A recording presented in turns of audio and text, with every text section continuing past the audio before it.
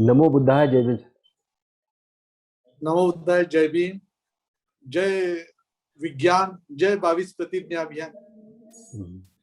तो आज हम इंट्रोड्यूस मेरा कर रहे आवाज हैं। क्लियर आ रहा है? बिल्कुल बिल्कुल बिल्कुल, आपका आवाज क्लियर है। बढ़िया। और मेरी आवाज कैसी आ रही है आपको? मेरी आवाज आ रही? आपकी आवाज एकदम क्लियर आ रही, मुझे क्लियर आ रही। अच्छा अच्छा अच्छा अच्छा, मैंने माइक्रोफोन भी लगाया है। तो हाँ बरोबर, मैं बहुत अच्छी आवाज आ रही है। आज हम आपका परिचय करने जा रहे हैं अरविंद सोनटक के साथ। और अरविंद सोनटक के साहब जॉइंट कमिश्नर है इनकम टैक्स में। और आज हम तथागत की जयंती के उपलक्ष्य में एक महत्वपूर्ण विषय पर चर्चा कर रहे हैं, और वो विषय है पुनर्जन्म के विषय में। तो पुनर्जन्म वाह भाई पर, वाह, धन्यवाद। हाँ, पुनर्जन्म को लेके हम साहब से कुछ जानकारियां लेने वाले हैं कि पुनर्जन्म को लेके बड़ी दिग्भ्रांति है लोगों के बीच में। और आत्मा परमात्मा के अंदर में लोग बहुत उलझे हुए हैं अभी आज के डेट में। तो तथागत ने पुनर्जन्म के विषय में क्या कहा और उनका क्या मत था, तो थोड़ा सा आप बताएंगे, ऐसा मैं आपसे निवेदन करता हूँ। जी धन्यवाद। मैं आपका आभार व्यक्त करना चाहता हूँ इस उपलक्ष्य में। सभी भारतीयों को और सभी मानवों को तथागत गौतम बुद्ध की पूर्णिमा और जयंती के निमित्त मैं शुभकामनाएं, मंगल कामनाएं व्यक्त करना चाहता हूँ। और आपने जो मुझे वीडियो भेजा है उसमें जो अष्टांगिक मार्ग और पूरा जो जागृत होश में जियो, ये बड़ा अच्छा संदेश दिया। उसके बारे में मैं आभार व्यक्त करना चाहता हूँ कि जागृत और होश बहुत आवश्यक है। जी तो हाँ जी। मैं भी जब बात करूंगा तो मुझे भी जागृत और होश में रहकर बात करने की है।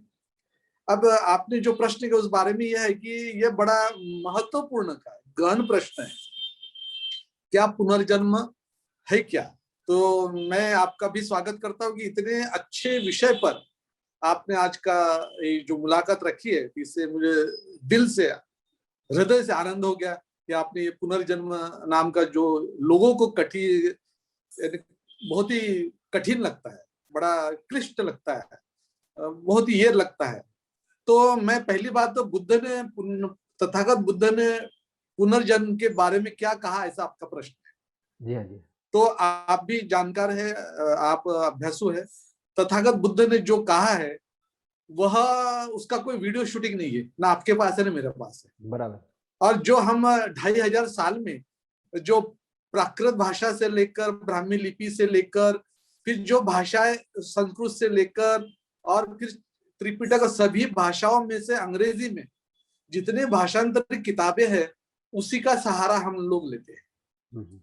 तो मेरा ऐसा मानना है, जो आपकी बात को मैं रिपीट करूंगा कि जो एक आपने मुलाकात में पूछा था, तो उसमें भी आपने कहा था कि तथागत बुद्ध ने हमें स्वतंत्रता दी है कि समय के अनुसार और काल के अनुसार मेरी हर बात को आप जांच भी सकते हो, परख सकते हो, उसको उसको टेस्ट कर सकते हो। तो मेरे पास इस क्षण आप जो जो किताब में बोलेंगे उस किताब में पुनर्जन्म दिया है, उसके नाम लेने की बजाय मुझे ऐसा लगता है और मुझे पूरा विश्वास है कि तथागत बुद्ध ने पुनर्जन्म को नकार दिया। और इसका सबसे बड़ा उदाहरण है, वह है तार्किक नहीं है, मैं तर्क की बात नहीं कर रहा, उसका एक ही उदाहरण है कि बुद्ध की पूरी विचारधारा को अनात्म कहा जाता है, जिसमें आत्मा नहीं है। और जितने धर्म ग्रंथ है, यानी जाति रोग वाले धर्म के जितने धर्म ग्रंथ है और त्रिपिटक और हर किसी में जो धर्म ग्रंथ आ गए, उसमें एक बात तो सबने मानेगी कि बुद्ध की विचारधारा है तत्व ज्ञान, ये अनात्मा वाला है, जिसमें आत्मा ही नहीं है। अब बेचारा विदाउट आत्मा अगर पुनर्जन्म होता है तो चलिए एक नया सीरियल शुरू हो जाएगा, है ना। तो मुझे ऐसा लगता है, मेरा मानना है कि तथागत बुद्ध ने विज्ञान, आज की विज्ञान में अगर उसे परखा जाए, जांचा जाए और उस पर कोई प्रमाण मांगा जाए या प्रयोगशाला में कुछ किया जाए, इस प्रकार का पुनर्जन्म को बुद्ध ने नकार दिया था। क्योंकि पुनर्जन्म को नकारना यानी उस वक्त के तत्कालीन जितने विचारधाराएं थी, धर्म ने कहूंगा विचारधाराएं थी, चाहे वैदिक हो अवैदिक हो, इस विचारधारा में जो कंफ्यूजन था वो कंफ्यूजन था कि मरने के बाद होता क्या है। तो इस पर तथागत बुद्ध ने बिल्कुल पर्दा डाल दिया कि भाई आत्मा ही नहीं है तो पुनर्जन्म क्यों होगा। तो मेरा ऐसा मानना है कि तथागत बुद्ध ने उस 42 ईयर्स के प्रवचन में पुनर्जन्म है और आप मानो, ऐसा कोई आग्रह नहीं किया, एक पॉइंट। और दूसरा है कि उन्होंने अपनी विचारधारा का जो बेस रखा है वो अनात्म रखा है, जिसमें आत्मा का कोई अस्तित्व नहीं, कोई महत्व नहीं, उसको कोई मार्केटिंग नहीं है। तो मेरे सोच और समझ के अनुसार मुझे लगता है कि बुद्ध ने पुनर्जन्म को पूरी तरह नकार दिया और उस विचार को कोई प्रोत्साहित नहीं किया। अच्छा, ये नकारने का कारण क्या रहा होगा आपके हिसाब से? इस पर आपने कभी सोचा कि नहीं, पुनर्जन्म? उस वक्त का नकारने का कारण मैंने कहा ना कि जो ऊंच नीच वाली विचारधारा थी या ऋषि मुनियों की विचारधारा जो थी कि भाई पाप और पुण्य की विचारधारा थी, मनुष्य को कंट्रोल करने की तो विचारधारा तो लगेगी ना, धर्म ग्रंथ लगेगा, परंपरा लगेंगे, संस्कार लगेंगे, संस्कृति लगेगी, आदमी को कंट्रोल करने कुछ तो लगेगा। और तथागत बुद्ध तो मनुष्य को स्वतंत्र करना चाहते थे, वो किसी बंधन में बांध के बेड़िया नहीं देना चाहते। तथागत बुद्ध तो मानव को स्वतंत्रता देना चाहते थे। तो ये जो बेड़िया डालने वाली विचारधारा जो थी, उस बेड़िया डालने वाली विचारधारा क्या बोलेगी, भाई चमत्कार है, कोई आज सुबह हो गई, आज सोमवार है, आज मंगलवार है, आज शुभ है, आज अशुभ है, ये समय शुभ है, ये पाप है, वह पुण्य है, और आशीर्वाद है, और फिर पुनर्जन्म है, पिछला जन्म है, अगला जन्म है, स्वर्ग है, नरक है। अरे भाई, मैं जितनी बातें बोला उस सभी बातों को तथागत बुद्ध ने अपने विज्ञान और बोध से, ज्ञान से उसको नकार दिया। और वो इसलिए नकारा कि जब तक ये नकारेंगे नहीं तब तक आप और मैं किसी संस्कार और संस्कृति से, जो माता पिता भी संस्कार देते हैं और संस्कृति से, उससे मुक्त नहीं हो पाएंगे। और मन वो मृत्यु के क्षण तक वो गुलामी रहेगा, इसको मानेगा, उसको मानेगा, इस संस्कार को, इस विचार को मानेगा, क्यों मान रहा है मालूम ही नहीं। तो तथागत बुद्ध ने ये जो स्वर्ग नरक, पिछला जन्म, अगला जन्म, पुनर्जन्म, आत्मा, परमात्मा, पूजा पाठ, आशीर्वाद, ये सब विचार को नकारा, और इसीलिए पुनर्जन्म नाम के विचार को भी नकारा होगा, ऐसा मुझे लगता है। नहीं, बिल्कुल बिल्कुल आपने सही बात कही, क्योंकि पुनर्जन्म के इसमें क्या होता है कि व्यक्ति वर्तमान स्थिति में स्थिर नहीं रहता है, और बिल्कुल जो अभी समय आया नहीं, और मरने के बाद क्या होगा क्या नहीं, इस पर बहुत ज्यादा गहन चिंतन करता है। मतलब आज हम देखते हैं कि ये पुनर्जन्म और किस योनि में कौन जाएगा, किधर जाएगा, इसलिए कौवे को लोग खाना खिलाते हैं। मतलब जो एक भ्रम की स्थिति है, और ये बहुत बड़ा बिजनेस है कि किसी देवता को प्रसन्न करने के लिए लोग दान देते हैं कि ये देवता मुझे अगले जन्म में यहाँ पर स्वर्ग में ले जाएगी, इधर ले जाएगी, और ऐसा करके एक बहुत बड़ा एक व्यवसाय का रूप धारण कर लिया पुनर्जन्म के नाम पे। कि एक पुनर्जन्म का ऐसा लगता है किसी ने ठेका लेके रखा है, और वो जो ठेका लेने वाले लोग हैं वो विशेष विचारधारा के लोग हैं। तो उन्होंने लोगों को इस प्रकार से कंट्रोल किया है कि लोगों की अपनी बुद्धि ही चलना बंद हो गई। तो पुनर्जन्म का नकारने के पीछे का जो उद्देश्य तथागत का हो सकता है, तो वो है कि तथागत का मार्ग का एक ऑब्जेक्ट था, और वो मार्ग का ऑब्जेक्ट था कि तथागत का पूरा ऑब्जेक्ट था कि संसार में दुख और दुख से मुक्त करना है मुझे लोगों को। मेरा जो मार्ग है वो दुख मुक्ति का मार्ग है, और दुख मुक्ति के मार्ग में ये पुनर्जन्म वाला कॉन्सेप्ट ही नहीं बैठ रहा था कहीं।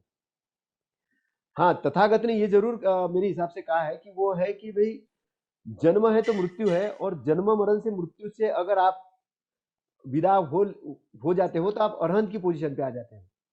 तो एक दूसरी तरीके की व्याख्या है। लेकिन कोई ये कहे कि आत्मा है और आत्मा का फिर पुनर्जन्म है और आत्मा इधर जाती है, तो इस बात को बिल्कुल तथागत ने नकारा, और इसको बिल्कुल तथागत ने ये कहा है कि ये दुर्बुद्धि लोग हैं, मतलब जो ऐसा मानते हैं, जिन्होंने कभी कोई विश्लेषण नहीं किया, अंधे लोग हैं, और एक अंधा दूसरे अंधे के पीछे दौड़ रहा है। तो ये जो परिस्थिति, एक अंधा दूसरे अंधे के पीछे दौड़ रहा है, ये जो परिस्थिति आज जो निर्माण हुई है, तो इस परिस्थिति के कारण व्यक्ति क्या गुलामी के अंदर में जकड़ा हुआ है, पूरा का पूरा गुलामी के अंदर में जकड़ा है। और उसके अंदर में जो प्रतिक्रांति की जो भावना है, उसके ऊपर जो जुल्म ज्यादती जो होती रही है, उसके प्रति जो क्रांति होनी थी, उस क्रांति को उसने किया ही नहीं, वो सहन करते रहा। क्योंकि किसी ने उसको बोला कि तुमको जो काम दिया वही काम करना है, तुमको अगर किसी ने गुलामी में रखा तो गुलामी में रहना, जो मानना है वही मानना है, अगर नहीं मानोगे तो अगले जन्म में ऐसा हो जाएगा। तो ये डर निर्माण करने के लिए भी ये पुनर्जन्म की परिकल्पना की है। इस पर आप क्या कहना चाहेंगे? एक डर की देखिए, भावना। एक तो है कि पुनर्जन्म को मैं पृथ्वी नाम के छोटे से ग्रह में जितने धर्म के लोग हैं, उन सब से अगर वो पुनर्जन्म पर चर्चा करना चाहते हैं तो मैं डिबेट करने के लिए तैयार, क्योंकि आज के विज्ञान के अनुसार पुनर्जन्म कल्पना नहीं है, ये सबसे बड़ा झूठ है। एक ये पॉइंट। दूसरा पॉइंट है कि आपकी बात को मैं जोड़ के कहूंगा कि पुनर्जन्म नाम की जो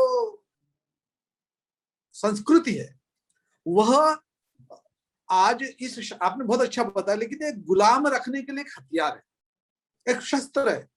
ईश्वर और परमेश्वर और गॉड और अल्लाह कैसे गुलाम रखने के हथियार है या शस्त्र है, वैसा पुनर्जन्म भी है। और पुनर् जैसे जैसे आएंगे तो उसमें आत्मा आएगी।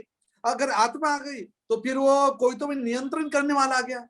कोई ऊपर में बैठा है, आकाश में बैठा है और सबका लैपटॉप लेकर बैठा है और सबकी कुंडली निकाल कर बैठा है और सबका इंडिविजुअल लेजर रनिंग अकाउंट लेकर बैठा है। इसने पाप किया, इसने पुण्य किया, इसने पाप किया, इसने पुण्य किया, इसका पाप ज्यादा गया इसको नरक में भेजो, इसका पुण्य ज्यादा हो गया इसको स्वर्ग में भेजो। अरे ये तो बहुत अच्छा है, अब की बार ना ये चूहा बना था, अगली बार मैं इसको मनुष्य बनाऊंगा।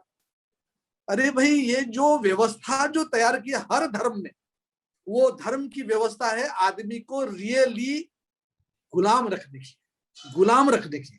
यानी कोई अगर चमार जाति में जन्म हो गया है तो भाई चमार जाति का तुम अब की बार आनंद ले लो, बहुत बढ़िया आनंद ले लो, बढ़िया तुम्हारा जो रूप है वैसे ही काम करो। और फिर अच्छा काम करने का उनका तुम्हारा पुण्य का जो बैलेंस है यानी वजन ज्यादा हो जाएगा, अगले इसमें तुमको ब्राह्मण बना देंगे।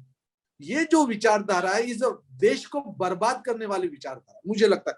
पुनर्जन्म की जो भी, चाहे शंकराचार्य हो, चाहे पंडित हो, पुजारी हो, भंते जी हो, मुल्ला जी हो, फादर जी हो, पास्टर हो, हर धर्म की किताब जो जो पुनर्जन्म कहते हैं उस सबको बैन करना चाहिए। और जो जो पुनर्म बोलता है ना उसको जेल में डालना चाहिए। वही पुनर्जन्म का कोई प्रमाण ही नहीं है। और कॉमन देखिए, पुनर्जन्म हम एक तार्किक नियम में भी उसका पोस्टमार्टम कर सकते हैं, फिर विज्ञान के साथ उसका पोस्टमार्टम कर सकते हैं, अनुभव के साथ पोस्टमार्टम कर सकते हैं, अनुभूति के साथ पोस्टमार्टम कर सकते हैं। और खुद का अगर बोध अगर है जागृत, जैसे आपने कहा होश में अगर जो आदमी आ गया वो पुनर्जन्म के वीडियो से मुक्त हो गया। तो पुनर्जन्म तो किसी भी परीक्षा में पास हुआ नहीं है। इतने हजार मानव का इतिहास में पिछले बार कहा था कि होमोसेपियन को 2 लाख वर्ष हो गए और पृथ्वी नाम के ग्रह को, पृथ्वी नाम का जो ग्रह है उसको हो गए 4.567 बिलियन ईयर्स, यानी 460 करोड़ वर्ष हो गए। यानी पृथ्वी का भी जन्म हो गया। फिर सूर्य का जन्म हो गया, उसको 500 करोड़ हो गया ना, 5 बिलियन ईयर्स हो गया। अरे भाई, चंद्र का जन्म हो गया, उसको भी कम से कम 440 करोड़ वर्ष हो गए। यानी हर किसी का जन्म अगर हो रहा है, शुरुआत हो गई, उसको समय है। क्योंकि जिसने पुनर्जन्म माना तो भाई मनुष्य होमोसेपियन होने के पहले हम बनमानुष और बंदर में थे। बनमानुष और बंदर, अब बनमानुष और बंदर का पुनर्जन्म कैसे होगा? जहां मृत्यु हो गई उसकी उस मन की बोला, उस मन की और उस न्यूरॉन ब्रेन, उस ब्रेन की और उसमें जितने अनुभव है वो उसी के वक्त खत्म हो गए। इसलिए पुनर्जन्म यह अवैज्ञानिक है। और आप इस पर एक अच्छा सा प्रश्न पूछे, मैं उसको एक एक पॉइंट बताऊंगा कि पुनर्जन्म लिखा गया है, किताब में दिया है, त्रिपिटक में दिया है, इसमें दिया है, उसमें दिया है, ये प्रमाण नहीं है। प्रमाण यह है कि आज हमारी प्रश्न करना टिक सकता है क्या। तो इस पर मैं 1 2 3 4 5 ऐसे पूरे पॉइंट बताऊंगा जिससे हमारे श्रोतागण और हमें भी सभी को ये समझे कि पुनर्जन्म ये आज के विज्ञान के अनुसार, बोध के अनुसार, समझ के अनुसार, प्रयोगशाला के अनुसार और जागृत अवस्था में जो पहुंच गया उसके किसी भी इसमें ये टिक नहीं सकता। इसलिए ये शोषण का हथियार, पुनर्जन्म ये शोषण का हथियार है, ऐसा हमें मानना चाहिए। बिल्कुल बिल्कुल, क्योंकि मैं अभी भगवत गीता पढ़ रहा था और भगवत गीता में पुनर्जन्म का उल्लेख आता है भगवत गीता के अंदर। बरोबर। और उसमें वर्ण व्यवस्था की भी बात आती है कि मैंने वर्ण व्यवस्था की जो रचना की है कि पुनर्जन्म के कर्म के अनुसार की है। तो जो कर्म की परिभाषा जो आती है और जो व्यास या अन्य जो लेखक हुए जो पुराने, उन्होंने उसको प्रमाण आश्रित, मतलब प्रमाण कोई पूछे नहीं, उसके ऊपर तर्क नहीं करे, इसलिए उसको ईश्वरीकृत बता दिया, या ऐसा बता दिया कि उस पर आप प्रश्न चिन्ह नहीं लगा सकते। ये बिल्कुल प्रश्न चिन्ह लगाना मतलब ये उन्होंने कहा कि ये धर्म का उल्लंघन है। मतलब ये उस पर उन्होंने डिबेट और डिस्कस करने का ही मना कर दिया। तो इसका मतलब ये है कि उनको भी ये जानकारी नहीं थी और उनको ये पता था कि अगर इस पर प्रश्न चिन्ह अगर लगा दिया जाए तो हमारी पोल खुल जाएगी। तो हमारी पोल खुलेगी तो ये लोग आंदोलन करके उठेंगे और वो हमारे बंधनों से बाहर आ जाएंगे, तो ये वर्ण व्यवस्था वैसी खत्म हो जाएगी। तो वो कहीं न कहीं से जकड़े रखना चाह रहे थे, जनता को भ्रमित रखना चाह रहे थे, जानबूझ के उसको थोपना चाह रहे थे। अब थोपने के लिए भी उन्होंने कुछ ईश्वरों का सहारा लिया। ईश्वरों का सहारा कैसे लिया? उन्होंने कुछ मानव निर्मित कल्पना करके, मन निर्मित कल्पना करके ईश्वरों की रचना की और उन ईश्वरों की रचना करके उनके नाम से लिखा कि इस ईश्वर ने कहा, इस ईश्वर ने कहा, इस मूर्ति ने कहा, वैसा कहा। तो ये इस प्रकार का एक भंवर-जाल निर्माण हुआ। तो तथागत के पास में भी प्रश्न चिन्ह करने के लिए लोग आते थे, प्रश्न पूछने के लिए कि पुनर्जन्म है क्या, आत्मा है क्या, ये है, तो वो हर बार नकारते थे वो चीज को लेके।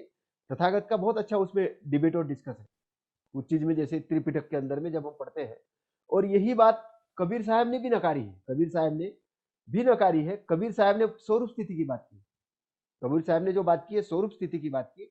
उन्होंने कहा कि केवल ये जो चीज बनने और जो चीज बनती है और जो नष्ट होती है, ये हमारा जो शरीर है, इसके अंदर जो क्रिया और प्रतिक्रिया होती है, बस उतना ही। और बाकी उन्होंने जो बात की है वो की है कि भव बंधनों की बात की है, भव बंधन, कि जन्म मृत्यु का जो बंधन है, बंधन के अंदर से मुक्त होना है। उस बंधन से मुक्त होने के बारे में बात की है। उन्होंने पुनर्जन्म की बात नहीं की। उन्होंने की है कि आपको अपने अंदर से गुलामी की जो बेड़िया है वो हटाना है और आपको स्वतंत्र होना है।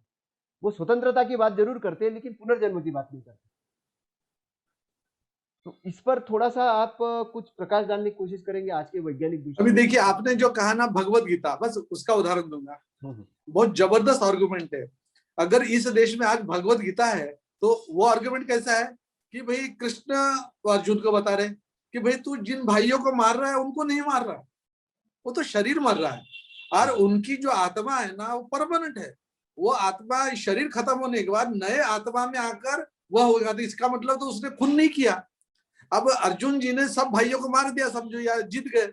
अगर वही अगर गीता दर्शन होता है तो कोई भी जो खून करता है उसको तो जेल हुई नहीं रहती। उसने उसको बोला रहता भाई तूने जिसका खून किया है उसका तो खून हुआ ही नहीं है, वो तो आत्मा मरती ही नहीं है, वो तो शरीर है। शरीर आत्मा, आत्मा जो शरीर रूप धारण करती है।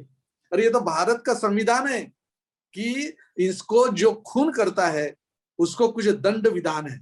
अगर गीता दर्शन अगर होता तो वो वही बात हो रही थी कि भाई ब्राह्मण या ऊंची जाति के लोग या जाति रोग की जो सिस्टम है उसमें जिसका महापुण्य हो गया वो तो खून कर ही नहीं सकते, उन्हें आत्मा बदल दी। तो कहने का मतलब ये पहला पॉइंट मैं बोलना चाहूंगा कि भाई गीता के अनुसार कोई खून है ही नहीं ऐसा माना जाता। लेकिन बाबा साहब का जो संविधान है उसमें प्रावधान, इंडियन पिनल कोड में प्रावधान है कि जिसने खून किया उसको उसकी सजा उस कलम के अनुसार, उस कानून के अनुसार मिलेगी। दूसरा पॉइंट है मेरे तरफ से बताऊंगा कि हम चलिए आप और मैं आज समझेंगे पुनर्जन्म को लोग मानते कैसे और उसके अगेंस्ट प्रमाण क्या है।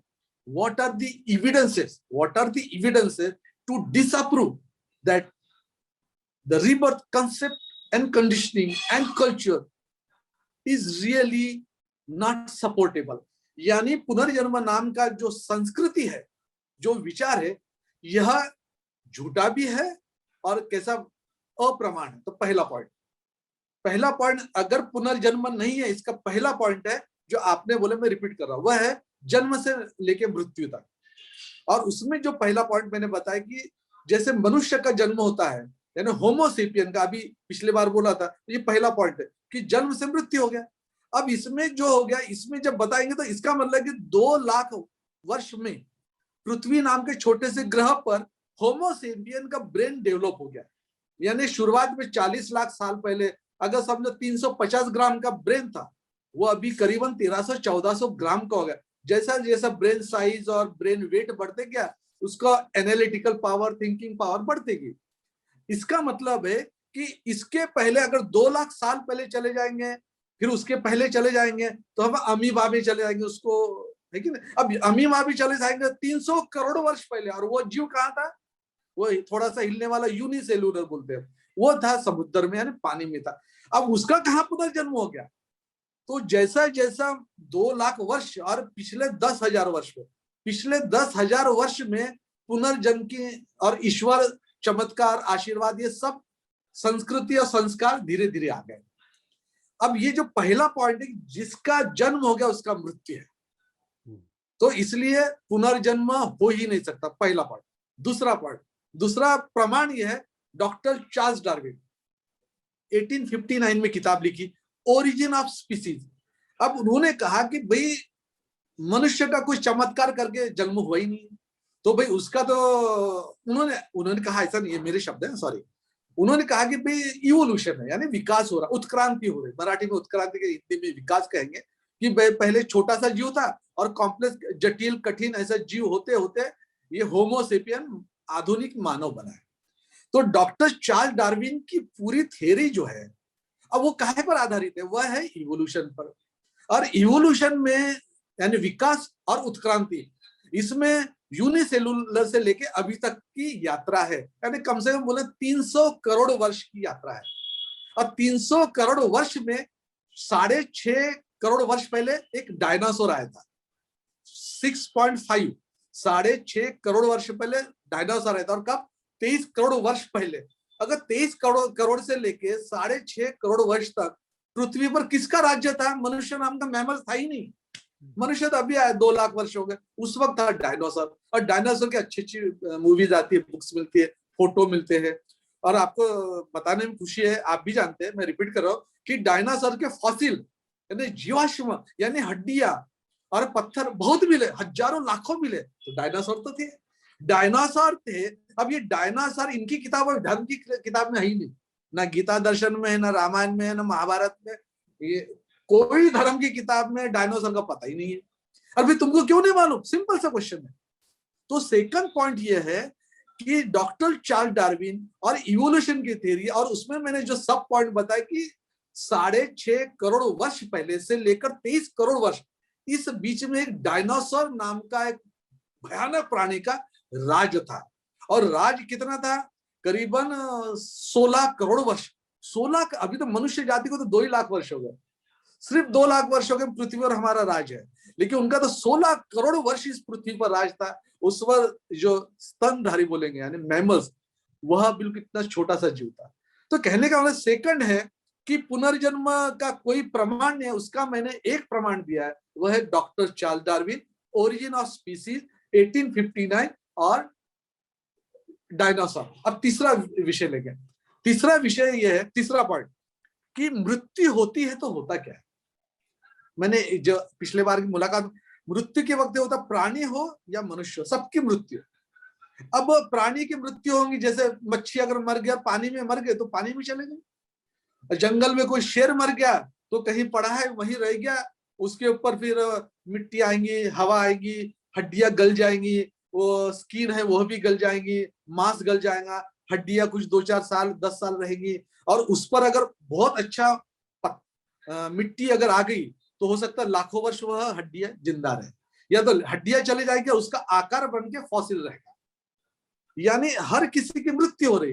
अब मनुष्य की भी मृत्यु हो रही, जैसे डायनासोर खत्म हो गया वैसे मनुष्य की, जैसे मैं अरविंद सोनटक है तो मेरी अभी सब उम्र है 58, मेरी मृत्यु हो गई तो मेरे घर के लोग कहाँ लेके जाएंगे? वो पहले तो इलेक्ट्रिक का ढूंढेंगे, भाई इलेक्ट्रिक में डेड बॉडी को लेके जाएगा, या इसको जलाया जाएगा, इसको गाड़ा जाएगा, नहीं तो फिर आजकल तो ही गंगा में लोग फेंक दे रहे हैं, अपने माता पिता को भी गंगा में फेंक रहे हैं, वैसा फेंक देंगे। अब ये देखो कि जब मृत्यु का वो जो क्षण आता है, उसको पोस्टमार्टम रिपोर्ट को किसी भी डॉक्टर को पूछ ले, किसी भी डॉक्टर को पूछ लो, सर बोलना है जो आदमी मृत्यु होता है ना, उस वक्त होता क्या है? उस वक्त असल में उसके शरीर में एक तो ब्रेन डेड हो जाता है, या तो पूरे शरीर रुक जाता है, बंद हो जाता है, ऑर्गन बंद हो। इसका मैंने पिछली बार उदाहरण दिया था, जैसे कि अभी मैं यहाँ बैठा कोट पहन के, तो बाहर ना 32 डिग्री सेंटीग्रेड है वातावरण बाहर, यानी वातावरण, और वो जो शरीर का जो टेम्परेचर है वो कम है। और जैसे डेथ हो जाएंगी तो अभी मैं श्वास ले रहा हूं, मैं पानी पीता हूं, तो बाहर का टेम्परेचर और मेरे शरीर के अंदर का वो बैलेंस हो रहा है, वो बैलेंस। लेकिन जैसे डेथ होगी वो बैलेंस होते होते कि नहीं, शरीर इसके लेवल में आ जाएगा, किसके? वातावरण के लेवल में आ जाएगा। अब वातावरण के लेवल में आ जाएगा, वातावरण के जितना टेम्परेचर उतना मिनिमम आएगा, और उसके 15-20 दिन का उसमें चींटियां कीड़े लगेंगे। ये हो गया जिसको गाड़ दिए, जिसको पानी में फेंक दे उसकी प्रक्रिया अलग होगी, जिसको इलेक्ट्रिक के फर्नेस में डाले उसकी प्रक्रिया आधे घंटे में उसकी राख बाहर आ जाएगी, किसको लकड़ी पर जला दिए तो उसे 2 घंटे में राख मिल जाएंगी। यह है मृत्यु की प्रक्रिया। अब मैं एक ही उदाहरण दूंगा, जैसे पिछले बार आपने मेरे बहुत तारीफ में धन्यवाद देने व्यक्त करा कि मुझे आदत थी, 15-16 साल का था, तो वो कंधा देना और स्मशान भूमि तक जाना। और स्मशान भूमि में मैंने ध्यान किया, और क्या ध्यान किया कि वो लाश तो जल रही है, और लाश वो ऐसा बिल्कुल निकल रहा है। अब उसमें से तो आत्मा नाम का जीव, 2 चीज बोले, एक जीव और आत्मा, वो तो निकल ही नहीं रहा बाहर, क्योंकि शरीर और ब्रेन पूरा जलकर राख हो गया है। तो ये जो प्रक्रिया है मृत्यु के उस आधे घंटे में कोई जीव शरीर से निकलता है और कोई आत्मा निकलती है, इसका कोई प्रमाण नहीं है। और जब मैंने देखा, मुझे बोध हुआ कि मैं जब नागपुर में था और घाट रोड पर जाने का, घाट रोड पर जाकर वहां बैठने का, और बैठने के बाद वहां लाश जल रही है, और लाश जल रही तो उसे आग निकल रही, और वह हड्डी वड्डी का आवाज हो रहा है, टूट रही। हम 2-5 घंटे बैठा, उसका आवाज हो रहा है। अरे लेकिन भाई ना जीव निकल रहा है ना आत्मा निकल रही है। अब पोस्टमार्टम के डॉक्टर को मैंने सही में पूछा है, मैं डॉक्टर साहब का पोस्टमार्टम, उनका नाम भी लेता हूँ, उनका नाम है डॉक्टर विजय माहुरे और नांदेड़ में है, और उनका मैंने करीब 10 साल पहले इंटरव्यू लिया, मतलब 15 साल हो गए। डॉक्टर साहब आपने कितने पोस्टमार्टम किए? अरे बोलो मैं तो डीन पोस्ट पर हूँ, मैं तो 1000 पोस्टमार्टम किए हैं, देखे हैं, करने बोला है, मेरे सामने हो गए। मैंने बोला अरे आदमी मरने के पहले उसका जो जिंदा रहता ना, मैं जैसे हिल रहा हूँ, बोल रहा हूँ, ऐसा कोई जीव, कोई आत्मा धड़ करके निकल के ऐसा कभी हुआ है? बोले सुनते साहब ये तो मैंने आज तक देखा ही नहीं। फिर मैंने बोला यार तुमको नहीं दिखा था, कम से ये बोलो यार, बॉम्बे के हॉस्पिटल में या तो अमेरिका, लंदन में और कहीं रशिया में वो हॉस्पिटल में रखा है, आईसीयू में, मरने का समय आ गया, 10 मिनट पहले उसका एक जीव था, वो मस्त निकल के घूमते घूमते कहीं चले गया, ये आत्मा निकले कहीं? नहीं सर, बोले ना मुंबई में, ना रशिया में, ना अमेरिका, कोई हॉस्पिटल। तुम तो इतने पोस्टमार्टम देख, कहीं तो गलती से बोलो यार कि मरते वक्त ना, मरने के उस क्षण को एक जीव धड़ करके निकल गया, और फिर वो मस्त कहीं तो भी फ्रीज में रखा है, और फिर चूहे में देना कि डेंगू में देने का कि मच्छर में देने का, हाथी में देने का, उसमें मालूम हो जाएगा। अब ये जो चर्चा बहुत सीरियस चर्चा हो गया। डॉक्टर साहब ने कहा कि सर एक बार आदमी मर जाए और हमने डेथ सर्टिफिकेट दे दिए तो बोल दी एंड, कुछ नहीं उसके बाद। और मैंने जो अनुभव बताया स्मशान भूमि का, वो मैं खुद वहां ध्यान लगाकर बैठा, देखा तो कुछ तो उड़ नहीं रहा, कोई जीव भी नहीं जा रहा, कोई आत्मा भी नहीं जा रहा, पूरा खत्म हो गया। अब ये हो गया तीसरा पॉइंट, यानी यात्रा। आप चौथा पॉइंट देखेंगे। चौथा पॉइंट में जैसे पिछले बार आपने कहा था कि पृथ्वी, आप, वायु, तेज, है ना, यानी प्रकाश। तो मैंने कहा था प्रकाश क्या? प्रकाश है इलेक्ट्रोमैग्नेटिक वेव्स। और हवा जो है, हवा में 79 है, 80% नाइट्रोजन है, 16% ऑक्सीजन है, ये सब तत्व हवा में, इस हवा में। और फिर एनर्जी नहीं बोला था, मैग्नेटिक फोर्स है, ग्रेविटेशनल फोर्स है वगैरह। चौथा पॉइंट ये है कि इस विश्व की हर चीज जो आपको दिखती है, चंद्र दिखता है, सूर्य दिखता है, तारा दिखता है, वो बृहस्पति दिखता है, ये आप है, मैं है, ये मूर्ति है, ये हर चीज बनी कैसे है? ये हर चीज बनी है, उसको पीरियोडिक टेबल नाम देंगे। 118 एलिमेंट्स यानी एटम्स है। मेरे शरीर में सबसे ज्यादा, मैंने पिछली बार कहा था कि जैसे H2, लोग बोलते हैं शरीर में सबसे ज्यादा पानी है, करेक्ट। और पानी का फार्मूला H2 है। H2 में क्या, 2 हाइड्रोजन है, 1 ऑक्सीजन है, यानी हमारे शरीर में सबसे ज्यादा ऑक्सीजन है। मेरा कहना है कि जो चौथा पॉइंट है कि जब शरीर खत्म हो जाता है और जब उसको जलाया जाए या जमीन में रखा जाए तो इसके एटम दूसरे एटम से नहीं मिलते।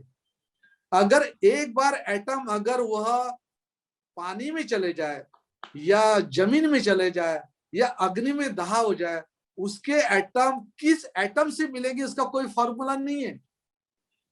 तो इसका मतलब कि कोई जो पुनर्जन्म का सपोर्ट बोलते सर, वो तो फिर वो 2 एटम पे मिलकर फिर से वो आदमी आ सकता है, बोला नहीं आ सकता। ये चौथा रीजन है। पांचवा रीजन प्रयोगशाला। पांचवा रीजन प्रयोगशाला का पुनर्जन्म। पुनर्जन्म पर आज तक जितने प्रयोग अच्छे लोगों ने किए, पुजारी वर्ग ने किए, वैज्ञानिकों ने किए, और बदमाश लोगों ने भी किए, झूठ बोलने वालों ने, धार्मिक लोगों ने भी किए, आज तक प्रयोगशाला में कोई जो मेरा ब्रेन है, न्यूरॉन्स है, जैसे हाय मेरा दिल बोलते नहीं, यहाँ बोलते नहीं बोलना चाहिए हाय मेरा दिल, क्योंकि दिल तो यहाँ है, ब्रेन में दिल। जो सोच है ना, विचार, वो ब्रेन में रहते हैं, दिल यहाँ नहीं रहते। ये तो ब्रेन, ये तो हार्ट है बे, यानी हृदय नाम हमने दिए। अब नाम हमने दिए, वो यहाँ है, लेकिन यहाँ ब्रेन नहीं है, ब्रेन यहाँ है। मेरे अच्छे बुरे विचार ब्रेन में आ रहे, हार्ट भी नहीं आ रहे, हृदय का कोई संबंध नहीं है। अब ये जो पांचवा पॉइंट है कि आप जो भी देख रहे हैं उसमें हाइड्रोजन से बना है, हीलियम से बना है, लिथियम से बना है, नाइट्रोजन से बना है, ऑक्सीजन से बना है, आयन से बना है। ये हर 118 एलिमेंट से विश्व की आपको दिखने वाली और मुझे दिखने वाला हर चीज, everything on the planet which we can see, we can touch and we can observe is made up of these basic elements, और वो है पीरियोडिक टेबल में दिया। ये पांचवा रीजन है कि कोई भी एटम, अगर किसी ने बोला तो सबसे बड़ा झूठा है, कोई भी एटम भाई वो ना यहाँ से शरीर खत्म हो गया तो शरीर का पानी है तो उसका H2 है तो H2 का हाइड्रोजन अलग, ऑक्सीजन अलग, ये मिलकर को फिर से वो मिलेंगे और फिर से आएंगे ना, नो चांस, मुझे लगता है नो चांस। ये पांचवा रीजन है। और छठा रीजन है, मैं जो अनुभव की बात करूंगा, एक एक पॉइंट ले रहा हूं। अनुभव में क्या आपने और मैंने कभी देखा है कि किसी का पुनर्जन्म हो गया? हाँ, हमारे जितने नहीं तो कोरोना के लोग तो खुश होकर रहते हैं, अरे भाई मर गया उसका पुनर्जन्म हो जाएगा, टेंशन मत लो। आज तक कोई आदमी हमको मिला नहीं, सिर्फ वो धर्म के पुजारी बोलते हैं कि नहीं उसका पुनर्जन्म, लेकिन नहीं, आज जितने भी अनुभव, आपका अनुभव मेरा, ये अनुभव वाला अनुभव ऐसा है कि आज तक किसी प्राणी हो या मनुष्य हो या राजा हो या रंक हो या भिखारी हो या पुण्य करने वाला हो, कोई भी धर्म का, इसका कोई भी पुनर्जन्म हुआ ही नहीं। इसका आपको अनुभव ना मुझे अनुभव कोई नहीं है। सातवां पॉइंट, अनुभूति। अनुभूति का मतलब मुझे समझना है। अनुभूति से है कि भाई मुझे बैठे बैठे मैं सोच रहा हूं और मुझे ऐसा लगा कि यार पुनर्जन्म मेरा हो गया। अरे भाई पुनर्जन्म हो ही नहीं सकता। हाँ, मेरे माता पिता ने अगर कोई कहानियां बताई मेरे जन्म के बाद, 2 साल का था, वो कहानियां मुझे याद आ सकती है, मेरे सब कॉन्शियस में जमा हो गई। अभी मैं कॉन्शियस में बात कर, चेतन अवस्था में बात कर, अर्ध चेतन अवस्था में वो जमा है मेरे मन में, तो मेरे अनुभूति में, मेरे ध्यान में पुनर्जन्म का अनुभव आ ही नहीं सकता। और आठवां पॉइंट है, वह है बोध और जागृत अवस्था। बोध और जागृत अवस्था, बोध में यह है कि जागृत, आप एक बार होश में आ गए, एक बार जो भी होश में आ गए, आप श्वास को देख रहे, धन्यवाद। आप खुद के हाथ कैसे हिल रहा है वह भी देख रहे, धन्यवाद। आप मोबाइल को देख रहे, जागृत होश में देख रहे। आप किसी से प्रेम करे तो भी धन्यवाद, आप किसी को गाली दे रहे तो भी धन्यवाद। ये जब होश और जागृत अवस्था में आएंगे तो आज तक जो जो होश में आ, जागृत हो गया, जिसको बोध हो गया, उसने नहीं कहा कि पुनर्जन्म है। ऐसे ये 8 पॉइंट है कि जिससे सिद्ध और साध्य होता है कि पुनर्जन्म नाम का जो विचार है, ये एक सुंदर सी कल्पना है, और कल्पना का लोग जोक समझ के, कॉमेडी समझकर आनंद लेना चाहिए। पुनर्जन्म को कॉमेडी और जोक समझ के आनंद लेना चाहिए, लेकिन ना प्रयोगशाला, ना विज्ञान, ना प्रमाण, ना अनुभूति, ना होश और जागृत व्यक्ति को कभी, और कभी मैंने डॉक्टर चार्ल्स डार्विन और हर चीज का, आज तो मैंने सिर्फ पृथ्वी का बताया, ये इतने पॉइंट में पुनर्जन्म का विचार एक कोरी कल्पना है। और किसी को अगर कॉमेडी समझ के आनंद लेने का, तो मेरी कोई नाराजी नहीं, वो एंजॉय कर सकता है कि भाई पुनर्जन्म एक बहुत कॉमेडी सीरियल है, देख लो, मजा कर लो। नहीं, अब यहाँ पर एक और प्रश्न है कि तथागत ये कहते हैं कि जैसे अभी कल बुद्ध पूर्णिमा है, और वो कहते हैं कि मुझे बोधि लाभ हुआ, और मैंने जो प्रकाश देखा, मेरा अंधेरा दूर हो गया, बोधि लाभ हुआ और मैंने प्रकाश देखा, तो अभी जन्म मृत्यु से मेरा नाता टूट गया। तो यहाँ पर एक कंसेप्ट जो आ रहा है कि वो जो कंसेप्ट बोलते हैं कि जो मतलब जो सत्य है, वो जो उनको जो इनलाइटमेंट प्राप्त हुआ, जो इनलाइटमेंट का एरिया है, उनको जो मिला है, वो ना बुद्धि के आधार पे, ना तर्क के आधार पे, ना ज्ञान के आधार पे, ना विज्ञान के आधार पे आप नहीं समझ सकते। उसके अंदर में आपको वो उसके पार वाली घटना है, मतलब वो उसके पार वाली घटना है बोल रहे हैं कि जैसे मान के चलिए कि कुछ चीजें ऐसी होती कि जो अपने आंख से नहीं दिखती है, अपने आंखों की देखने की एक क्षमता होती है, वैसे ही अपने स्नायु की भी एक समझने की एक क्षमता होती है। तो जो तथागत ने जो मतलब एक माइनटली जाके जो एक शोध किया है, और वो शोध वाली जो विषय है, मतलब जिस पर मैंने अपनी बुक लिखी है निब्बान, तो निब्बान का एक एरिया के बारे में जानकारी दी है उन्होंने, निब्बान के एरिया के बारे में जानकारी दी है कि उनको जो इनलाइटमेंट वाला जो क्षेत्र मिला है, तो एक्चुअल में हमारा पुनर्जन्म नहीं होता है, एक्चुअल में हम बहुबंधनों में घूमते रहते इस भवचक्र के अंदर में। ऐसा मेरा अपना अनुभव ये बोलता है कि उस थ्योरी को रिसर्च करते हुए हम एक्चुअल बंधन में बंधे घूमते रहते हैं और वो मन के बंधन में घूमे रहते हैं, हम स्वतंत्र नहीं हो पाते। तो हमारा एक स्वतंत्र विचार, मतलब तथागत वो ये चाहते थे कि हम स्वतंत्र रूप से विचार करें और मन के कंट्रोल में हम नहीं रहे, मन हमारे कंट्रोल में रहे, मतलब हम स्वामी के रूप में रहे। हमारा एक स्वतंत्र अस्तित्व है और उस स्वतंत्र अस्तित्व से हमको अपनी तलाश करनी चाहिए। तो तथागत अपने को मार्गदाता कहते हैं कि मैं मार्ग बता रहा हूं, आपको तलाश आपको करनी है। मैं मोक्षदाता नहीं हूं, मैं मार्गदाता हूं। आपको मुक्त आपको होना है, केवल मैं मार्ग बता रहा हूं। विश्लेषण करना, ज्ञान विज्ञान को, सारी चीज को समझना वैज्ञानिक दृष्टिकोण से प्रमाणित होता है, तब आपको मानना है। तो कुल मिलाकर जो बात है वो रिसर्च वाली बात है कि तथागत ने अंधे जैसे कोई चीज नहीं कही है कि, तो जो पुनर्जन्म का जो कॉन्सेप्ट है, जो कि पंडित पुजारियों ने या धर्मगुरुओं ने जो इस संसार के अंदर में लोगों को डाला है कि मेरी आत्मा उधर गई, परमात्मा वो होता है, ये होता है, तो ये जस्ट लाइक एक कल्पना है। ये कल्पना है, मन के द्वारा की हुई कल्पना है कि जो मन जो करते गया, तो जिनका मन गुलाम है, एक्चुअल में जिनका मन गुलाम है, जिनके मन ने रिसर्च नहीं किया है, रिसर्च पॉइंट नहीं आया, जो अपने मालिक आप नहीं बने, जो होश में नहीं आए, जो अंधेरे में भटक रहे आज भी। तो अंधेरे में भटकने वाले लोगों ने ये दुनिया के अंदर में अंधेरा छा दिया और इन्होंने रिसर्च को एक साइड में रख के अंधेरे में लोगों को भटका रहे और अपने आप को बहुत बड़े गुरु मान रहे हैं। तो यहां से ही मतलब जो रिसर्च का पॉइंट ओपन होता है। तो अभी हमको जो उसमें जो अपना अल्बर्ट आइंस्टाइन ने जो बात की है, जो रिलेटिविटी वाली जो थ्योरी कही है उसने, कि सबके लिए टाइम अलग अलग होता है। एक छोटे बच्चे के लिए उन्होंने टाइम अलग बताया, एक दुखी आदमी होता है उसके लिए टाइम अलग बताया, एक व्यक्ति बहुत खुश है उसने ऐसे एग्जाम्पल दिया कि कोई अपने प्रेयसी के पास बैठा है और प्रेम में है तो उसको टाइम का पता ही नहीं चलता। तो वैसा ही तथागत ने उससे कई गुना आगे जाके टाइमलेस एरिया के बारे में बात की कि हमारा जो अस्तित्व है वो टाइमलेस एरिया के अंदर है, कि वहां पर संपूर्ण आनंद ने संपूर्ण खुशी की स्थिति में हमारा अस्तित्व है। तो टाइमिंग पर रिसर्च होना अभी बाकी है, जहां तक जो तथागत ने जो समझा टाइमलेस एरिया पर। तो मैं कई लोगों से जब मैंने निब्बान बुक लिखी, और तो निब्बान लोगों ने ऐसा समझा कि ये मृत्यु के बाद वाली स्थिति, ऐसा वैसा कुछ भी नहीं है। निब्बान इन्हें जीवित रहते हुए रिसर्च करने वाली चीज। जीवित अवस्था में ही जान जाओगे कि आप मुक्त हुए, जीवित अवस्था में शरीर में रहते हुए, मरने की बात वाली नहीं।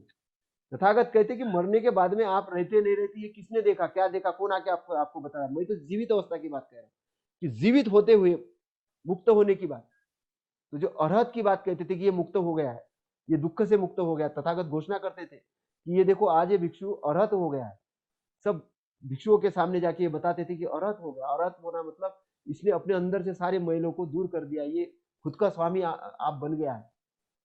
तो ये बड़ा एक रिसर्च पॉइंट है। इस पर आपका कुछ अध्ययन है, आपने कुछ जानकारी ली है, आप कुछ बता सकते हैं, कुछ मार्गदर्शन के रूप में कुछ एविडेंस दे सकते हैं? देखिए, आपके अभी प्रस्तावना में बहुत सारी बातें। पहला पॉइंट है इनलाइटनमेंट, सेकंड पॉइंट है अल्बर्ट आइंस्टाइन, थर्ड पॉइंट है रिलेटिविटी, फोर्थ पॉइंट है टाइम और फिफ्थ पॉइंट है टाइमलेस। 5 पॉइंट आए हैं। बिल्कुल। और इनलाइटन के बारे में आपने जो कहा उसमें मेरे विचार में बोल सकता हूँ, हो सकता है मैं गलत हूँ, है ना। I may be absolutely wrong, I don't claim that I am the right person. तो बुद्ध को इनलाइटनमेंट हो गया, ये आपने बोले, बहुत धन्यवाद। ये आपको और मुझे, देश के हर आदमी को इनलाइटन करने का है। Your responsibility, my target. आपका और मेरा टारगेट बढ़ गया अभी। मैं पिछली बार तो 50% लोगों को बुलाते कि ये निरीश्वरवादी करने का, ईश्वर श्रद्धा रोग से, ईश्वर श्रद्धा कैंसर से मुक्त करने का 50%। लेकिन इनलाइटन का तो हमारा दोनों का टारगेट बढ़ गया आज। मुझे लगता है अभी तो 100% हो गया। इस देश के हर आदमी को इनलाइटन करने का है। तो पहला पॉइंट है इनलाइटनमेंट का, उस पर मैं ज्यादा नहीं बोलूंगा क्योंकि हमको साथ में बैठना पड़ेगा और मैं उस पर कुछ समझा नहीं सकता। आप भी मुझे नहीं समझा सकते। अब इसलिए नहीं समझा सकते कि वो उसकी अवस्था है, उसको लगा है, मुझे लगा है, उसकी खुद की अवस्था है। और वो किसी ने भाई उसको विपश्यना करवाई, या किसी ने उसको 10 मिनट का ध्यान करवाया, इससे नहीं, उसका कोई संबंध नहीं है। या 6 साल वो कोई पीपल के वृक्ष के नीचे बैठे या घर में, उसका भी ज्यादा संबंध नहीं है। लेकिन एक बात इसमें है कि ध्यान का जो दवाई है ना, वो बहुत आवश्यक, सिंपल सी बात, चाहे नाम कुछ भी दो, जिसे भी इनलाइटन होने का है ना, अगर इस देश में 100% जनता रोज अगर 10 मिनट का ध्यान करेंगे ना, तो 50% तो जो हिंसा है कम हो जाएंगी, बिल्कुल 50% जेल बंद हो जाएंगी, 50% पुलिस स्टेशन बंद हो जाएंगे, 50% जनता ने खाना ना मिले तो चले, नौकरी ना मिले तो चले, लेकिन उसे 10 मिनट का ध्यान करना चाहिए। तो पहला पॉइंट है कि आपने कहा इनलाइटनमेंट। तो चलिए मैं आभार व्यक्त करता हूँ, जबरदस्त, इस देश को 100% लोगों को अभी हमें इनलाइटन करने का है। और उसके लिए पहली जो स्टेप है, मुझे लगता है, मैं ये नहीं कहता कि आप 10 दिन करो, अभी सोमवार करो, मंगलवार, कुछ नहीं, सोमवार मंगलवार दिन और रात के होते हैं, मैं इस पर का अभी लेक्चर नहीं दूंगा। लेकिन इनलाइटन अगर इस देश की 100% लोग, अगर 100% लोग इस देश के, अभी 135 करोड़ लोग, वो अगर इनलाइटन हो जाए तो कितने लाखों अल्बर्ट आइंस्टाइन रहेंगे, लाखों बाबा साहब अम्बेडकर रहेंगे, लाखों अनिल रहेंगे, लाखों अरविंद सोनटकर रहेंगे, अरे लाखों रहेंगे भाई। तो आपने जिस बात को कहा है, तो आपका फिर से आभार व्यक्त कर, बहुत महत्व की है ये सोच और समझ, ये मन ही मन आ जाती है और वो आपको आ गई, इसका भी मुझे गर्व है। I am so proud of your understanding, your enlightenment. तो पहला पॉइंट, इस पर मैं ज्यादा नहीं बोलूंगा, बहुत अच्छा विषय है, लेकिन मेरी इच्छा है कि आज हम दोनों एक टारगेट ले ले, और वह इस देश को 100% लोग हम इनलाइटन पर पहुंचाएंगे। ये हो गया। अब दूसरा पॉइंट ये है कि भाई अल्बर्ट आइंस्टाइन ने 1905 उसमें ये थियरी लाई है, उसको रिलेटिविटी बोलते हैं। अब रिलेटिविटी में मैं पूरा नहीं बताऊंगा, लेकिन एक बड़ी अच्छी खास बात बताऊंगा कि व्हाट इज टाइम। तो आप यूट्यूब भी खोलोगे तो हजारों प्रोग्राम्स है यूट्यूब पर, किताबें भी बहुत है, टाइम पर बहुत अच्छा लिखा है। और मैं साइंटिफिक नहीं बोलना चाहूंगा, क्योंकि साइंटिफिक बोलूंगा तो फिर मुझे स्पेस टाइम बोलना पड़ेगा। स्पेस टाइम कर्व कैसे होता है, क्योंकि अल्बर्ट आइंस्टाइन का जो मुझे समझा, आई मे बी रॉन्ग, मैं हर बार बोलूंगा कि मुझे समझा है, और आई मे बी रॉन्ग, मेरा पूरा 100% गलत हो सकता है। तो जैसे अभी अगर 9 बिलियन लाइट ईयर्स दूर, 9 बिलियन लाइट ईयर्स दूर, यानी मैंने पिछली बार कहा था कि एक लाइट ईयर में 9.5 लाख करोड़ किलोमीटर होता है। एक लाइट ईयर को अगर करेंगे 9.5 लाख करोड़ किलोमीटर, उतने दूर से कोई प्रकाश आ रहा है। तो जैसे मैं आपसे बात कर रहा हूं ना, उसका इसका मैं कहूं, जैसे मैं आपसे बात कर रहा हूं, तो आपसे मेरे तरफ ये जो वेव्स आ रही है, उसको कुछ क्षण लगे, कुछ क्षण, मिनट सेकंड, कुछ क्षण लगे। तो हम जब भी बात करेंगे, मैं जब भी आपको देख रहा हूं तो आपको पास्ट में देख रहा हूं, आप भी मुझे देख रहे हैं, मुझे पास्ट में देख रहे हैं। यह एनालिसिस अल्बर्ट आइंस्टाइन ने किया, ऐसा मुझे लगता है। फिर उसके बाद उन्होंने कहा, when you travel with the speed of light, time will slow down. क्या कहते हैं? When you travel with the speed of light, time will slow down. जैसे हम दोनों भाई है, और आप समझो 40 साल का, मैं भी 40 साल का, और आप ना अभी वो स्पीड में निकले, कौन सा, इस वाक्य पर, यानी प्रकाश की गति क्या, 3 लाख किलोमीटर पर सेकंड। अब प्रकाश की गति से आप चले जाओ, आप ना, मैं यहां बैठा, मेरे पास घड़ी है, मेरे घड़ी में 50 साल हो गए, आप वापस आएंगे तो आप जवान है, मैं बुढ़ा हो गया। वो टाइम अल्बर्ट आइंस्टाइन ने कहा है। तो ये जो अल्बर्ट आइंस्टाइन का टाइम है, टाइम रिलेटिविटी और स्पेस टाइम मैटर, यह विषय स्वतंत्र है। और इसमें जैसे 9 बिलियन ईयर्स का जो आएगा, तो एक बहुत बड़ा मैसिव अगर ये रहेगा, तारा रहेगा, तो प्रकाश ना बेंड हो जाता है, आइंस्टाइन, प्रकाश बेंड हो जाता है, और बेंड होने के कारण से टाइम चेंज हो जाता है। तो हमारे पास जो सूर्य से प्रकाश निकल कर, सूर्य का प्रकाश है ना, उसका जो आउटर लेयर, सूर्य की आउटर लेयर है, सूर्य और पृथ्वी में अंतर है 15 करोड़ किलोमीटर, बिल्कुल याद रखने को, 15 करोड़ किलोमीटर, 15 करोड़ किलोमीटर उस धरातल से, पृथ्वी के पृष्ठ भाग से लेकर तो पृथ्वी तक के आने के लिए उसको मिनिमम 8 मिनट लगते हैं। यानी 3 लाख किलोमीटर पर सेकंड प्रकाश आता है। अब मैं इसलिए ये बता रहा हूं कि हम जो भी देख रहे हैं ना वो पास्ट में देख रहे हैं। जैसे चंद्र देखेंगे ना, पिछले बार मैंने कहा 3,84,404 किलोमीटर है। अब चंद्र जो है पास्ट वाला है, सूर्य पास्ट वाला, आप और हम भी पास्ट वाला। हाँ, अब ये जो समय जो है, यह समय को फॉरवर्डिंग बोलते हैं, यानी आगे जा रहा है, पास्ट पे नहीं जाता, यानी इस क्षण के आगे आगे जा रहा है। तो ये जो समय वाला विषय है, रिलेटिविटी और अल्बर्ट आइंस्टाइन, इसको हम कभी एक नए एपिसोड में हम लेना चाहिए। लेकिन हमारा जो जिसे बुद्ध समझ गया उसके समय यानी टाइम समझ गया। इसका लास्ट पॉइंट बताऊंगा समय के बारे में, टाइमलेसनेस। अब टाइम की शुरुआत कब हुई ये आपको मैं बताता हूँ, आपको बता मुझे पढ़ा मैंने। मैटर यानी द्रव्य, स्पेस और टाइम, इसकी शुरुआत हो गई 13.72 बिलियन ईयर्स अगो, यानी 1372 करोड़ वर्ष पहले स्पेस, टाइम, मैटर की शुरुआत हुई है। यानी समय पहले नहीं था, मैं रिपीट कर रहा हूं, 1400 करोड़ वर्ष पहले, 1 करोड़ में 100 लाख वर्ष, 1400 करोड़ वर्ष पहले time, there was no time because there was no universe, time ही नहीं था। जैसे ही बिग बैंग हो गया, ये थ्योरी है और इसको प्रूव हो गया है, वो प्रूव के पूरे प्रमाण नहीं बोलूंगा।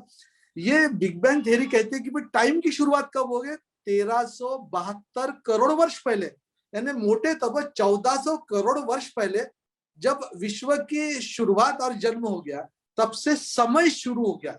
1400 करोड़ वर्ष पहले कोई समय नहीं था। अब लास्ट पॉइंट है टाइमलेसनेस। टाइमलेसनेस ये, there is no timelessness, there will be time. Timelessness है ना, ये मैं जब ध्यान करता हूं तो मैं समय से मुक्त हो सकता हूं, मृत्यु से मुक्त हो सकता हूं, मैं आकर्षण से मुक्त हो सकता हूं, मैं परिवार से मुक्त हो सकता हूं, मैं अपनी घृणाओं से, हर किसी से मुक्त हो रहा हूं। तो उस वक्त मुझे बोध होता है कि मैं समय से मुक्त हो गया हूं। That can be defined as timelessness. जिससे मृत्यु का भी क्षण आएगा तो भाई टाइमलेसनेस में मैं वो ये एक यूटोपियन आइडिया बोलेंगे, वो मैं उसमें आ गया, तो मुझे मृत्यु का समय आ गया और नहीं आ गया उससे कोई फर्क नहीं है। इस क्षण में टाइमलेसनेस में हो तो मेरा इस क्षण हार्ट अटैक में मृत्यु हो जाए या ब्रेन स्ट्रोक हो जाए या कुछ भी हो जाए, मृत्यु हो जाए तो चल हो जाएगा। तो ये एक आदर्श अवस्था हो सकती है। तो अल्बर्ट आइंस्टाइन से लेके टाइमलेसनेस तक का मुझे जो समझ है वो शेयरिंग आपसे किया। मैं आपको कुछ नई बात नहीं बता रहा हूँ, शेयरिंग किया। तो ये आपने जब इसमें कहा कि समय जो है, तो समय की शुरुआत, एक ये वाक्य रिपीट करता हूं, वो बिग बैंग थ्योरी के अनुसार 1372 करोड़ वर्ष पहले, मोटे तौर पर 1400 करोड़ वर्ष पहले स्पेस, टाइम, एनर्जी, मैटर, इसकी शुरुआत हो गई। और जैसे विश्व खत्म हो जाएगा, यानी पूरा मैटर कोलैप्स हो जाएगा, वो फिर शून्य में, फिर टाइमलेसनेस में जा सकता है, जिस दिन पूरा विश्व खत्म हो जाएगा। इसको विश्व खत्म होने वाली थ्योरी को लेके भी बहुत बड़ा मतलब लोगों के बीच में भ्रम है। और अधिकतर जो प्रलय होने के बारे में बहुत सारे धर्म ग्रंथ लिखते हैं कि ऊपर से ईश्वर आएगा और प्रलय कर लेगा, धरती पर ये बढ़ गया है, वो बढ़ गया है। तो इस पर बड़ी थ्योरी निर्माण होती है। इस पर आप क्या कहेंगे? देखिए, एक तो है ना, मैंने जो फिगर्स बताए ना, सभी धर्म ग्रंथों में, जैसा अभी बाइबल लीजिए, बाइबल का जो मैं सबको आपको ही बताऊंगा। पहला पेज खोलने का, genesis, and God created heaven and the earth. Okay, great. और सेकंड डे में he created the light. Okay. और थर्ड डे में उसने फिर चंद्र और सूर्य बनाए। अब प्रश्न ये है कि यार सूर्य तूने लेट में बनाया तो प्रकाश पहले कैसे आ गया? कि सूर्य के सिवा तो प्रकाश हो ही नहीं सकता। बिल्कुल, सूर्य के सिवा प्रकाश तो हो ही नहीं सकता है। तो उसमें ऐसा लिखा है बाइबल में कि पहले प्रकाश बनाए, बाद में सूर्य तारे बनाए। उसमें लिखा है, पहला ही पेज, जेनेसिस बोलते चैप्टर। कुरान में जाइए, वही कहा है। कुरान में चमत्कार है। और उसके बाद सभी धर्म ग्रंथों में, तथागत बुद्ध का कोई धर्म ग्रंथ नहीं है। तथागत बुद्ध ने आपके दिमाग और मेरे दिमाग को धर्म ग्रंथ बना दिया। और हमारे सबसे बड़े महान आधुनिक बुद्ध तथा डॉक्टर बाबा साहब अम्बेडकर, ये आधुनिक बुद्ध ने हमें किताब दी मार्गदर्शन के लिए, वो भी एक महान किताब है। तो मेरा इसमें ये कहना है कि आपने जो धर्म ग्रंथ, कोई धर्म ग्रंथ में ये नहीं कहा कि बिग बैंग थ्योरी 1400 करोड़ वर्ष पहले विश्व की शुरुआत होगी। मैंने जैसे पृथ्वी का जन्म बताया, मैं तो अब एक आध बार लेने का, फिर मैं उसमें चंद्र का जन्म सबके बारे में बोलूंगा, फिर ये कब खत्म होने वाले वो भी थ्योरी बोलूंगा। लेकिन थ्योरी आज है हबल स्पेस टेलीस्कोप। आप पृथ्वी से करीबन 400 किलोमीटर पर, पृथ्वी है ना, पृथ्वी के ऊपर 400 किलोमीटर पर एक हबल स्पेस टेलीस्कोप है। ये हबल स्पेस टेलीस्कोप पूरा स्पेस देख रही है। और अभी जेम्स वेब करके जाने वालों 15 लाख किलोमीटर पर स्टेशन रहेगी, पृथ्वी से 15 लाख किलोमीटर। फिर वह देखेंगे जब वो बिग बैंग का पॉइंट था, वो भी देख सकती है। और मेरे घर की जो बाइनोकुलर है, अगर आपके यहाँ बाइनोकुलर होंगे तो आज चंद्र जरूर देखना। बाइनोकुलर है ना, आंखों से बाइनोकुलर चंद्र देखना। तो मैं ये इसलिए बोल रहा हूं कि हर धर्म ग्रंथ में उत्पत्ति, शुरुआत, जन्म ना मनुष्यता का बताया है, ना जमीन का बताया है, ना मास स्पेस और टाइम का बताया। ये मास स्पेस टाइम एनर्जी ये बताने वाली जो थ्योरी है, उसको हम कहते हैं जनरली 100% नहीं 99.99% करेक्ट है, और वह है बिग बैंग थ्योरी। और बिग बैंग थ्योरी का मैं पूरा नहीं बोलूंगा क्योंकि बहुत बड़ा विषय है वो। तो हर धर्म ग्रंथ मैं डिक्लेयर करता हूं, हर धर्म ग्रंथ जिसने भी प्रलय, आपका शब्द लूंगा, कहा है, वो बड़ी खास एक कॉमेडी समझ के एंजॉय करने का। उसमें ना सत्य है, ना तथ्य है, ना प्रमाण है, ना प्रयोग है, ना बोध है, ना होश अवस्था है, बस एक गप है।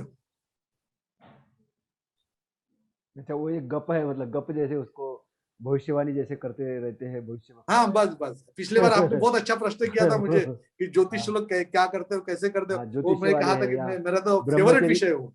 ब्रह्मा, वो ब्रह्मचरी वाले जो लोग हैं, वो भी उसी पर ये करते हैं कि ब्रह्मा का शासन आने वाला है।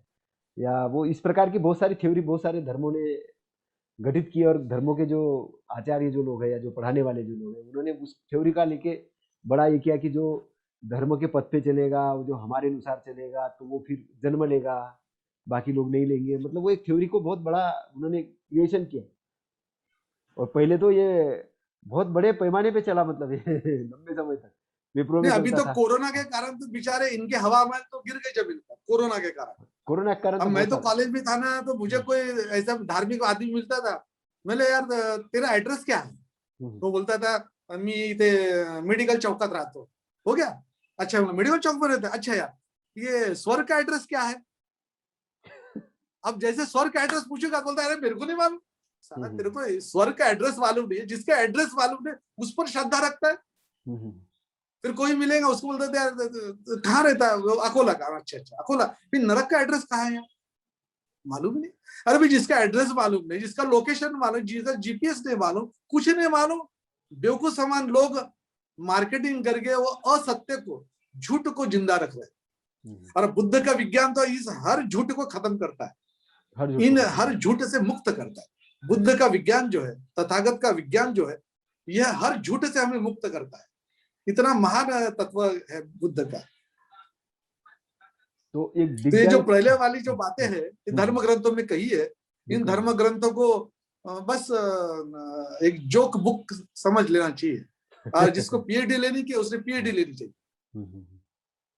तो आपसे एक सवाल पूछना था आखिरी, कि जो जी जी।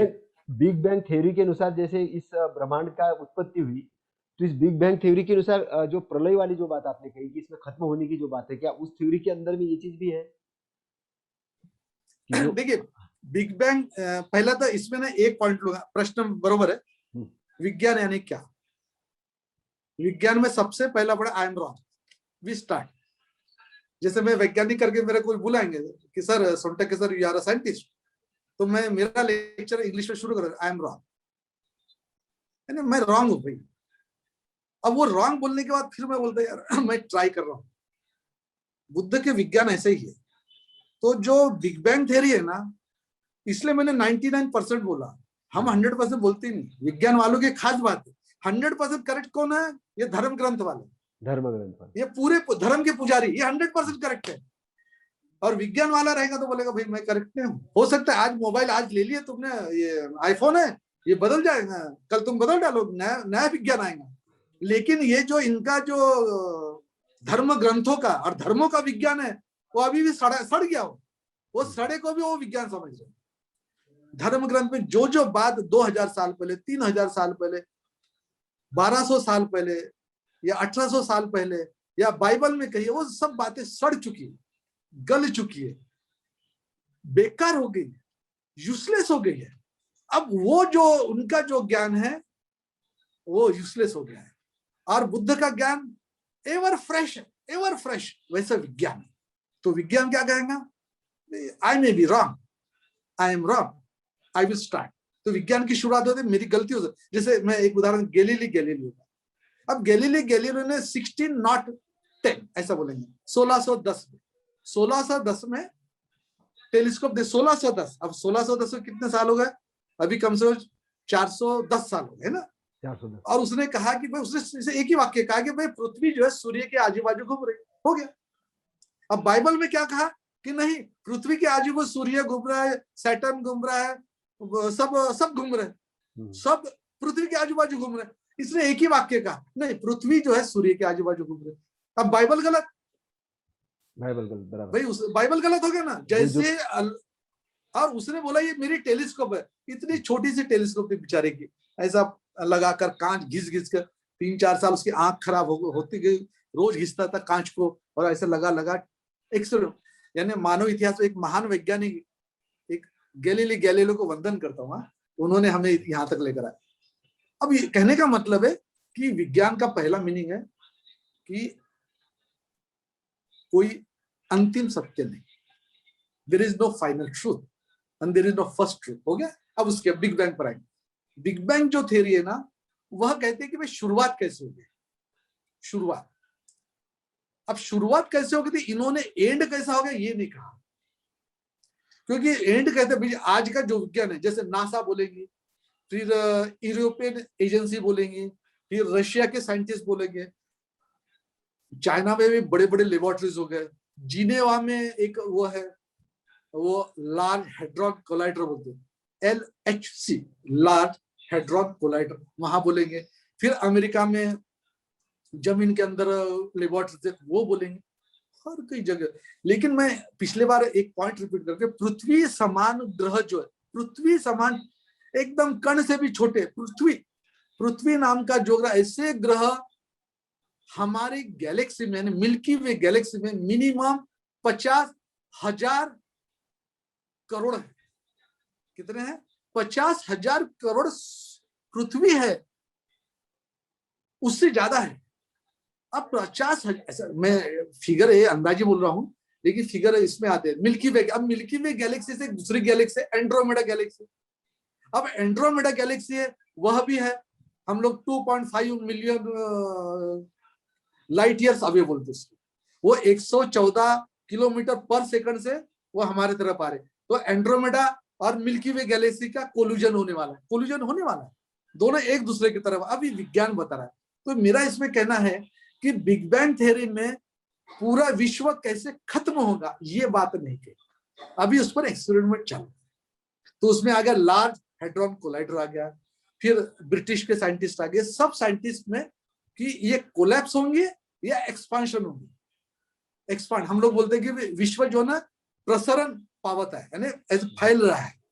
ये फैल रहा जो है, ये एडविन हबल से बात आ गई। एडविन हबल ने 1928 से बात आई। तो उसके इसमें एडविन हबल नाम के जो साइंटिस्ट थे, जो कैलिफोर्निया के आसपास जो ये थे बड़ी टेलीस्कोप थी, उस वक्त 100 इंच की टेलीस्कोप पर वो काम कर रहे थे। तो वहां से आए कि भाई जो हमें तारे दिख रहे और गैलेक्सी दिख रहे हमसे दूर जा रही, उसका हबल कांस्टेंट बोलते। तो वो थ्योरी के अनुसार विश्व फैल रहा है, तो फैल के भी सब खत्म हो जाएंगे। अब दूसरा पॉइंट आ गया, जैसे मैंने अब ये अभी का ज्ञान है कि भाई एंड्रोमेडा और मिल्की वे गैलेक्सी कोलिजन हो जाएगा। तो इस प्रकार तो जो बिग बैंग थ्योरी में विश्व कैसे खत्म होगा इसका कोई ये नहीं, लेकिन एक गारंटी मैं बताता हूं, 200 करोड़ वर्ष के बाद पृथ्वी खत्म होना शुरू हो जाएगी। 200 करोड़, अभी कितने हो गए? 450 करोड़ वर्ष हो गए, पृथ्वी का जन्म हो गया 450 करोड़ वर्ष हो गए। 200 करोड़ वर्ष के बाद पृथ्वी खत्म हो जाएगी। मानवता जो है, यानी मानव नाम का होमो सेपियन प्राणी जो बढ़िया आईफोन और ये लैपटॉप लेके घूम रहा है, वह भी कुछ लाख साल में खत्म हो जाए। तो ये होने वाला है और उसके कारण अलग है। उसका एक ही छोटा सा उदाहरण दूंगा, मैं पिछली बार सॉरी रिपीट कर रहा हूँ। जैसे पृथ्वी नहीं है, मैंने पृथ्वी का ये लेकर नहीं है। अब पृथ्वी जो है ना, पृथ्वी को खोदते जाओगे तो 6378 किलोमीटर अंदर। तो पृथ्वी को जो हम जो जमीन पर है, वो जमीन है सिर्फ 35 to 50 किलोमीटर ओनली, 35 से 50 किलोमीटर जमीन। जमीन के अंदर जाएंगे तो फिर मेंटल बोलते हैं, मेंटल में फिर आयन निकल बढ़ते जाते हैं। और उसके बाद एक कोर बोलते हैं, एक आउटर कोर और इनर कोर। अब इनर कोर में ना सॉलिड निकेल है, सॉलिड आयन है। इसके कारण मैग्नेटिक फील्ड है। मैग्नेटिक फील्ड के कारण सूर्य से जो कॉस्मिक रेज आ रही है, या तो अन्य गैलेक्सी से जो कॉस्मिक रेज, या आउटर स्पेस से जो गैलेक्सी से, आउटर स्पेस से कॉस्मिक रेज, एक शब्द बोला है, शब्द को भूल जाने का, इतना ये नहीं लेना मैं फिर कभी। ये इसको डिफ्लेक्ट करने का काम मैग्नेटिक फील्ड करती है। यानी मैग्नेटिक फील्ड जो है उसका कारण है कि पृथ्वी के सेंटर में, कोर में आयन निकेल का हार्ड स्टफ है। उसके कारण पृथ्वी पर का, नहीं तो ये हमारा मंगल हो गया रहता, मंगल पर कुछ भी नहीं ना। उसका कारण है उसका मैग्नेटिक फील्ड जो है वो बहुत कमजोर है, ग्रेविटेशन फील्ड भी दोनों कमजोर है। यानी गुरुत्वाकर्षण शक्ति और ये चुंबक तत्व, ये दोनों मंगल का बहुत कम है। अब मंगल पर तो अभी यान उतर चुका, पर्सेवरेंस उतर चुका है और छोटा सा हेलीकॉप्टर भी उड़ गया। तो उस दिन जो किया था, मैं आज भी कर दूंगा। मेरी इच्छा है कि सब ज्योतिषियों को जो मंगल के नाम से डराते हैं, उनको लात मार मार के मंगल पर फेंक देना चाहिए। और ज्यादा से ज्यादा ना 1 मिनट के अंदर मर जाएंगे। जिस भी ज्योतिषी ने बोला कि भाई तेरी कुंडली मंगल, उसको उठा के मंगल पर फेंक दो, 1 मिनट के अंदर मर जाएंगे, एफिडेविट लिख कर देता हूं। तो बिग बैंग थ्योरी में, मैं इसको एंड करूंगा, बिग बैंग थ्योरी में असल में विश्व कैसे खत्म होगा यह बात की नहीं, इस विषय पर अभी भी शोध, प्रयोग, संशोधन और विचार शुरू है। बहुत बढ़िया, बहुत बढ़िया। तो साहब आपने आज बहुत अच्छी जानकारी दी, बड़ी वैज्ञानिक तरीके से जानकारी, और इससे हम लोगों का बड़ा ज्ञानवर्धन हुआ। तो आपके भविष्य के लिए और आपके लिए हम शुभ मंगल कामनाएं करते हैं। और मुझे 2 शब्द बोलने के, बस अंत में आप जो संदेश देना चाहेंगे तो आप वो संदेश। नहीं, मैं पहला संदेश में 2 पॉइंट। पहला पॉइंट में आपका धन्यवाद, मैं उस दिन फोन पर कहा था पुनर्जन्म पर चर्चा होनी चाहिए। बिल्कुल, तो आपने इस पर जो इतनी अच्छी चर्चा, उसका पहला मैं आभार आपको करना चाहता हूँ। दूसरा पॉइंट है कि इस देश के जो बुद्ध जयंती आ रही है, अभी कल है, और शुभ और अशुभ तो हम मानते, लेकिन जब भी बुद्ध के संस्कार घर के अंदर और मन के अंदर, यानी ब्रेन के अंदर, बुद्ध के संस्कार घर के अंदर और ब्रेन के अंदर जाएंगे, तो ये देश भी एक जबरदस्त सुपर पावर बनेगा। और हिंसा से लेके घृणा, क्रूरता, दुश्मनी, इससे हमें मुक्ति मिलेगी। तो मेरा कहना है कि सभी को नम्र निवेदन है कि कृपया आप अपने घर में बुद्ध जयंती बनाएं, और 100-200 लोगों को फोन करके बोले कि 26 तारीख को नहीं मनाए तो 27 मई को मनाओ, लेकिन 10 मिनट की बुद्ध जयंती। फोटो नहीं होगा तो चलेगा, कि बुद्ध फोटो में नहीं रहते, ना मूर्ति में रहते, वो तो हमारे बोध में रहते, हमारे समझ में, हमारे ध्यान में, हमारे ज्ञान में रहते। तो हर कोई बुद्ध की जयंती बोले, बुद्ध की पूर्णिमा बोले, बुद्ध का ध्यान, 2 मिनट का ध्यान। हम कल घर में 10 मिनट का बुद्ध पूर्णिमा, बुद्ध जयंती या बुद्ध ध्यान करने वाले, मेरी बेटियां, मेरे पिता, मेरा बेटा, हम सब लोग करने वाले। तो हम लोग बुद्ध की जैसे पूर्णिमा मनाएंगे। तो मैं अपेक्षा करता हूँ कि आपके माध्यम से करोड़ों लोग अपने घर में बुद्ध की पूर्णिमा मनाए और बुद्ध का ज्ञान, विज्ञान, ध्यान घर में लेकर आए और इस भारत को एक सुपर पावर बनाए। धन्यवाद। जय भीम, नमो बुद्धाय, जय विज्ञान, जय 22 प्रतिज्ञा अभियान।